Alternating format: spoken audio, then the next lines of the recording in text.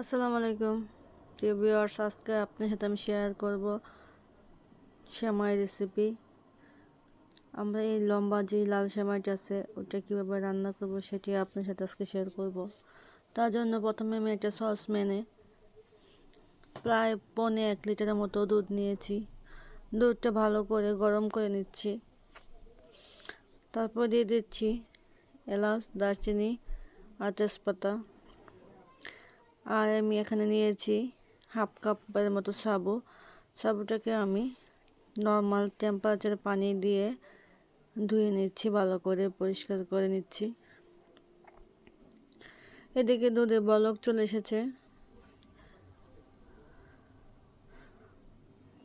দুধটাকে আমি খুব ভালো করে জাল করে নিচ্ছি।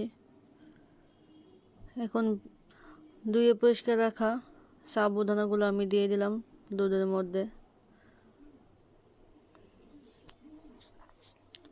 সাবুটা যখন মোটামুটি ফুটে আসবে তখন দিয়ে দিচ্ছি চিনিটা আপনাদের স্বাদ মতো আপনারা দেবেন। তারপরে দিয়ে দিচ্ছি লাল সেমাই।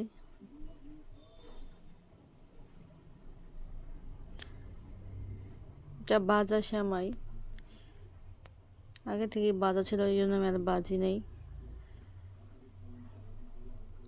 তারপর সেমাই আর দুধ যখন ফুটে উঠবে, সাবুটাও মোটামুটি আগেই ফুটে গিয়েছিল।